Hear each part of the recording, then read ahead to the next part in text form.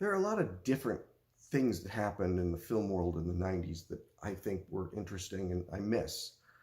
Um, Obviously, the indie scene, gave us Tarantino and that gave us Doug Liman and so many of these filmmakers, Richard Linklater, that you know went on to do bigger, better things, you could say. But back then, it was like Swingers and Pulp Fiction and Clerks and uh, Dazed and Confused and this wonderful indie scene.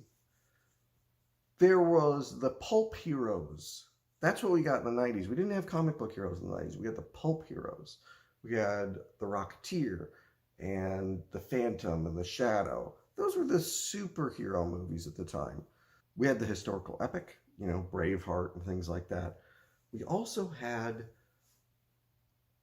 I guess you could say, the public domain movies, maybe your Robin Hood, Prince of Thieves, movies like that took like a big famous character and made a new updated movie of it, but did it in a way that really paid homage to those original 30s, 40s movies. One such movie that I'd like to talk about today is The Three Musketeers. This here is actually a double feature with The Man in the Iron Mask from the same decade, starring Leonardo DiCaprio. Um, but our movie stars Kiefer Sutherland, Charlie Sheen, Chris O'Donnell, and Tim Curry. And it was made by Disney, came out, I think, 94, I want to say. This was a fun little movie. This was really fun. And the kind of fun that we don't get anymore. We're not really allowed to have this kind of fun anymore. If you were going to make a Three Musketeers movie now, it has to be, dark and gritty and maybe R-rated, and somebody's got to have their head cut off, and blood has to shoot out of the stump, and you've got to turn it into either something really dark and heavy or a Marvel movie. Those are your two choices right now. It's a goddamn shame because there's so many stories that don't fit into those categories, but they get crammed in there. This movie, based on the Alexander Dumas story, it knew to have fun with it. It was like Adventures of Robin Hood or those kind of movies. It was like an Errol Flynn swashbuckling movie. Did it have its 90s attitude? A little bit. You had the jokes and the one-liners and stuff that were very 90s. Obviously, the cast is a bunch of 90s relics. But there's a sense of fun to this movie that we're not allowed to have anymore, and it sucks. This is the kind of movie that I saw as a kid. I could have taken my kids to see it, but you can't, and now you make a Three Musketeers movie, and first of all, everybody, that's boring, that's dumb. Back in the 90s, these were blockbuster movies. These were event movies back then. And now you just don't see them anymore. The story, obviously, D'Artagnan comes to town, wants to become a musketeer. He runs into Athos, Porthos, and Aramis. Is supposed to have a duel with each of them, not knowing who they are. And he gets caught up in this adventure because the Musketeers have been disbanded by the evil Cardinal Richelieu, played by Tim Curry, and he gets caught up in the adventure because he wants to become a musketeer. He wants to fight with honor, and he wants to love, and he wants to live. And Chris O'Donnell is good. I would imagine this is what got him maybe the Robin part in Batman. A lot of people don't like Chris O'Donnell. I think it's because of that movie. It's because of Batman and Robin. But there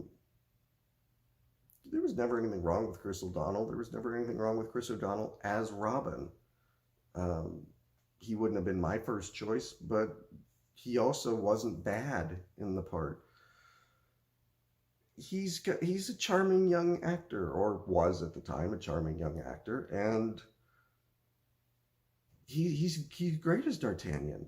The Musketeers are great too. I mean, yeah, it's a little bit cheesy to see Charlie Sheen, especially as the more religious of the Musketeers, but you know, this is like a star-studded movie from the 1930s, where it would be Gene Kelly, you know, in the Musketeer part. It would be, I think Gene Kelly even played D'Artagnan, like this 42-year-old guy is the 16-year-old who comes to town. But you know, that's what this feels like. It feels like those sort of star-studded movies from back then. If I have a problem with it, there's a love story that I feel is a little bit tacked on with Rebecca De Mornay as one of the villains who turns out to be Kiefer Sutherland's wife. And that's, you know, kind of explains why he's dark and brooding and everything. I don't know. To me, it goes off the rails a little bit there. I'm not saying that they couldn't have done it, but I didn't think they did it particularly well. You really don't get the sense of a connection between these people enough to really care when the payoff happens. Rebecca De Mornay is fine in the part, but she's supposed to be this evil villain, and then we're supposed to feel sorry for her. It's just, it to me always felt very much like the movie wanted me to feel this thing about this character. I felt this thing about this character, and then suddenly the movie was like, aha, but now we want you to feel this thing. And sometimes that works, and sometimes it doesn't, and it didn't for me here. When the movie took that turn and wanted to have that twist, I just wasn't going along with it. This is a very lightweight, throwaway kind of a movie, and I think nowadays we look back on those and we say we could do better than that.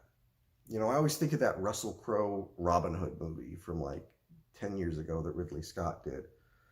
Now, does something like Robin Hood, Prince of Thieves hold up? Not particularly well, no. But I remember Prince of Thieves much better than I remember the Ridley Scott movie. I saw that Ridley Scott movie. I was bored out of my mind during it. And uh, I can vaguely remember Russell Crowe on a horse. That's it. That's it. That's all I can remember. It wasn't swashbuckling. That's what these movies should be. They should be these swashbuckling little mini epics, not big, giant, grand scale epics, not $300 million movies, just costume dramas with the guys with swords. Ha ha ha, you know, and that's all it should be. It should be fun. Fun, fun, fun, fun, fun. Can we just have fun, please, in a movie? Can we just go to a movie and have fun? That's all I'm asking. That's all I'm asking for. No? All right. And again, if we do have fun in a movie, it's in a Marvel kind of a way. Don't get me wrong, I like the Marvel movies and everything, but not everything has to be a Marvel movie. This was its own little thing. It fit into a genre that we just don't see anymore. I feel like this was one of the last of the fun, swashbuckling, little epic movies. I'm going 3.5 for Disney's The Three Musketeers. You can find it on Disney Plus. It's a fun little movie. It's great. I love it. I really enjoy it. I'd put it on and I could just smile through the whole thing. That's okay to do sometimes, just to sit down and watch a movie and smile, and it doesn't change your life. It's not blowing you away. I'm so tired of being blown away. You know, movies nowadays, they all try to blow me away And I'm still here. Didn't work. All your special effects and your big giant boom sound effects and explosions and, smearing mud all over the actors in order to, this was ancient times and it's gritty and everything. Just give me a sense of adventure and fun, please.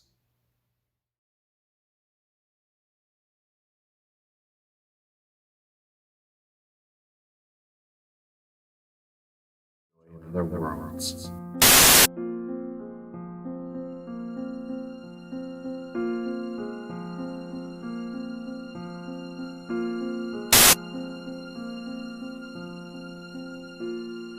Sort of gave myself the challenge of, okay,